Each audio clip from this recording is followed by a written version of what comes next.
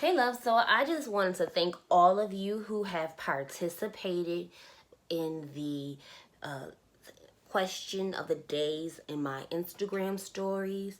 If you all have not followed me on my Instagram page, it's Bella Donna underscore 405. I just really appreciate the feedback, and I have more of a male following on Instagram. Hopefully, I can get some more females to participate. So, if you have not followed me yet and you are a female or identify as female, this is not, restricted to cisgender people. I want you to follow me and participate in my stories. My question of the days in my stories. I will be working on getting a page on Instagram under my name, Belladonna405, and it will also tie into the Pillow Talk confession segments that I do. So, without further ado, I want to get into the results. And of course, I'll somehow segue those in between, either in the video or at the end. But basically, I asked a series of questions. The first question I asked was, could you be in an open relationship? And I was surprised that 56% of my followers said yes, leaving the rest of 44. So it's kind of split. More so leaning towards they could be in an open relationship, which I like because I'm all about open-mindedness and just being, you know, under that umbrella. So I felt a good follow-up question would have been, have you ever cheated on someone? Because technically, if you are open to being in an open relationship, most people are so stuck in the mindset that they have to be in a monogamous relationship that they kind of can find love out or find something outside of their relationship that they gravitate with, and it's usually sex. So therefore they sleep with someone else and da da da da. Not so focused on why people are doing what they do, but more so focused on have they done it. And surprisingly, 67% of my followers says that they have cheated on their partner or significant other while being in a relationship, meaning that they committed the acts without letting their partner know. So, of course, the next question, logically speaking, would be whether or not a person's sexual history is important when it comes to relationships. And again, 67% said yes. Okay, so now the last question was, do you consider yourself a jealous person? And of course, 67% said yes. So it's letting me know that even though people are open-minded to the idea of being in an open relationship, they are still in the mindset of a monogamous type lifestyle. But it does not mean you can't be in a polyamorous relationship. So let's go back.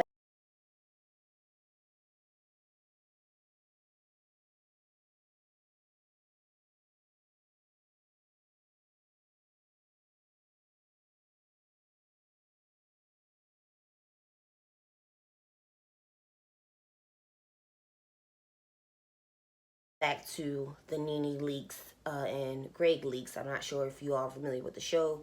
If not, you should definitely watch Real Housewives of Atlanta to get a better understanding of who they are. Where she basically went on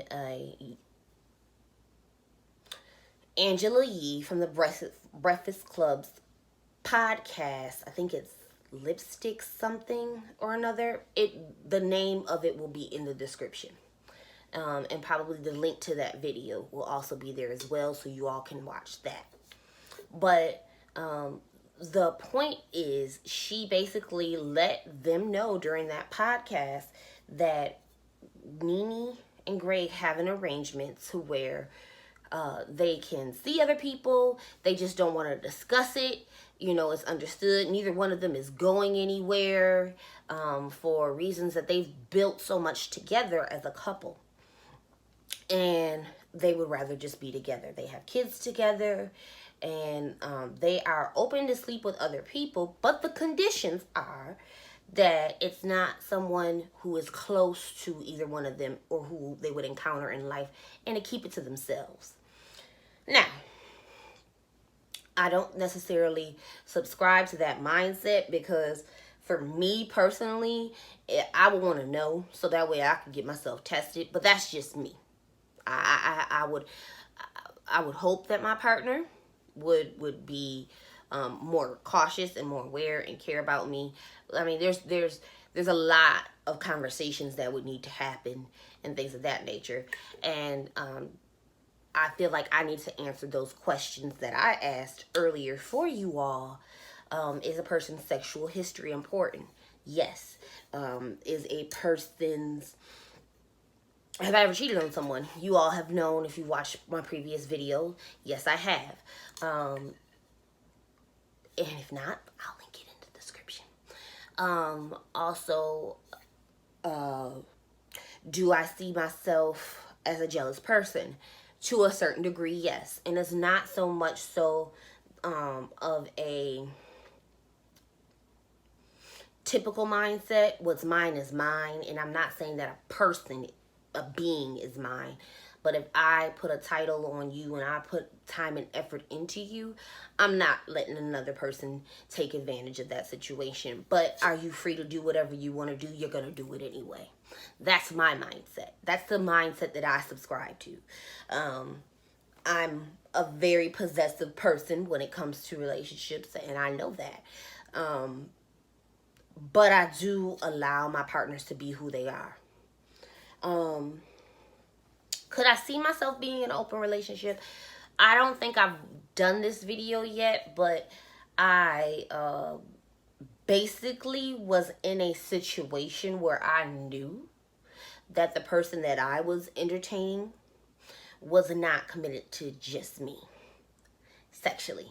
So yes, I've been in an open relationship, and the only reason that didn't work out, and I won't let that experience speak to me possibly going into another one, was because the communication level wasn't there. There was not honesty. There was not fidelity. There was not a good understanding, and it was poor communication all the way around. And shout out to that person. Hopefully they're watching this video, because I know that they see me. And we still talk from time to time. So I'm an open book.